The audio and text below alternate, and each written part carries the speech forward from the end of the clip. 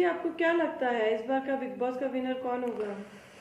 इस बार अभी तक जो बिग बॉस का इतिहास रहा है उसके हिसाब से जो गुण दिखाई देते हैं, गुण और मंगल दिखाई देते हैं, वो सब मनवीर के साथ जुड़े हुए हैं। अगर आप बिग बॉस का इतिहास देखेंगे तो पहले आपको आशुतोष मिलेगा, राहुल रॉय मिलेगा, जूही परमार, उर्वशी ढोलकिया, ये सब मिलेंगे जो बहुत ही सहज और बहुत ही स्वाभाविक रहे। उन्होंने बिग बॉस को जीता है क्योंकि वो ग्राउंड टू अर्थ थे और बहुत ही प्राकृतिक रहे।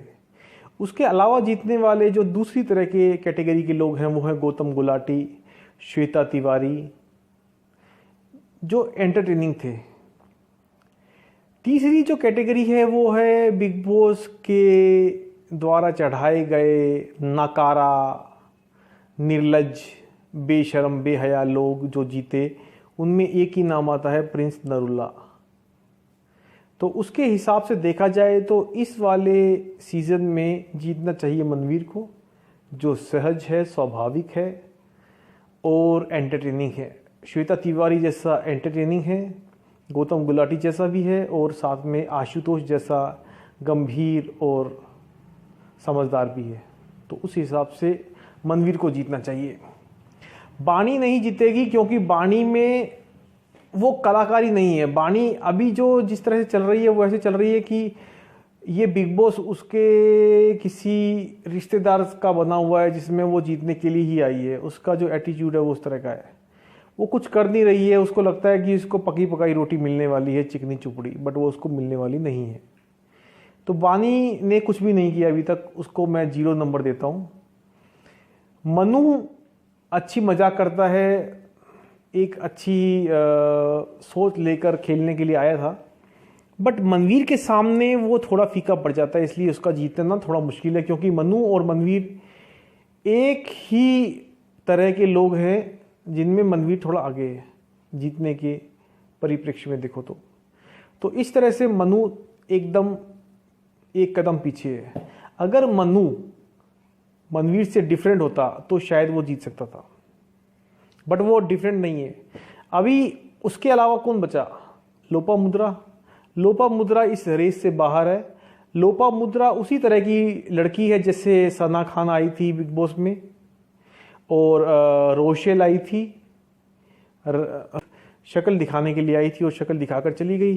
तो उसी प्रकार से लोपामुद्रा को ये लोग रखेंगे और जब तक इसकी शक्ल दिखाएंगे, जब तक ये प्रोग्राम चलेगा, उसके बाद इसको साइड में करेंगे, मगर शायद उसके जीतने का संभावना नहीं है।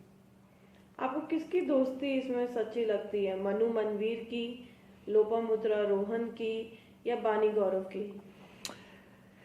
एक नंबर पे मनु और मनवीर। मनु चाहकर भी मनवीर को धोखा नहीं दे पाया। आप ये देखिए, मनु वापस आया मगर ये चाहकर भी, इसने बहुत सोचा कि मैं गेम प्लान करूं, चुगली करूं, मगर वो चाहकर भी ये कर नहीं पाया। ये उनके आपस में बंधे हुए सामंजस्य को दिखाता है। क्या ये उनकी जरूरत भी हो सकती है? नहीं, जरूरत तो इन दोनों के अलग होने की थी। इन दोनों को आपस में फाइट करना था जीतने के लिए, क्योंकि ये दोनों ही आपस में एक दूसरे के कंपटीटर हैं, मगर ये नहीं कर पाए क्योंकि ये ज़्यादा स्वाभाविक है। क्या आपको ऐसा लगता है कि मनु जब अपनी मदर की डेथ के बाद घर में आया तो उसका परफॉर्मेंस उस पर इफेक्ट हुआ है, लो हुआ है पहले से? हाँ, उसका हुआ है, मगर वो होना भी था। एक तो मेंटल प्रेशर बहुत ज़्यादा पड़ गया इसके ऊपर, दूसरा ये गेम में थोड़ा पीछे चला गया, कुछ दिनों का गैप आ गया, और तीसरा मनवीर इससे आगे निकल चुका है, ये बात ये जानकर ही वापस आया है। आपको क्या लगता है, मनवीर जैसा दिखता है वैसा ही है या वो उससे ज़्यादा स्मार्ट है? मनवीर में भी उससे ज़्यादा स्मार्ट होगा मगर उससे कम नहीं है।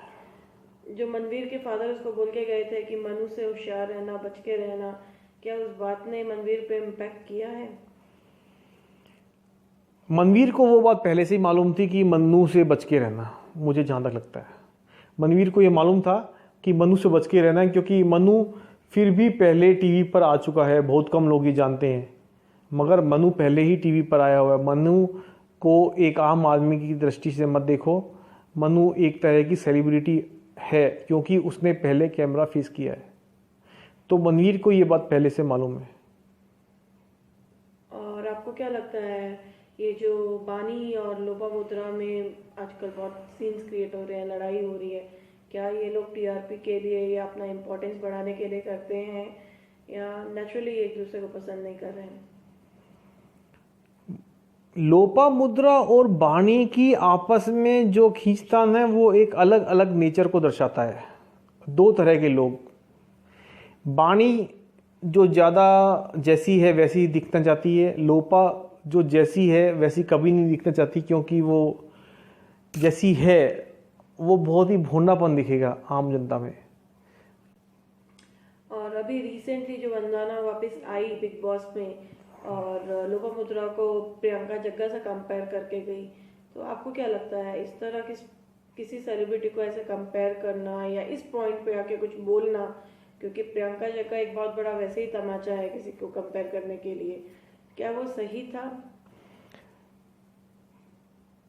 क्या नाम है? जग्गा।